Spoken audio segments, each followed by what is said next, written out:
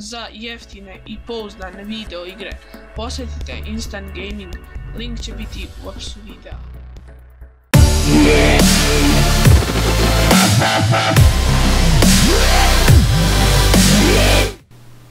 I poslije me da sam rangu, kao što vidite, danas ne igram ništa, tačnije, ljudi, zbore da vam odmah kažem, znači sutra izlazi video sa Adnan Brom, ili kako se, Adnan Bro, kako je već hoćete, znači izlazi video sa njim, jučer smo snimali nešto, sad ću vam pokazati samo kad sam igrao sa društvom, neki haker je uletio, znači sad će vam biti crna pozadna, neki haker je uletio, vrati, i ono malo napravio sranja, i tako, ajde da krenemo da vi vidite to sranje po serveru.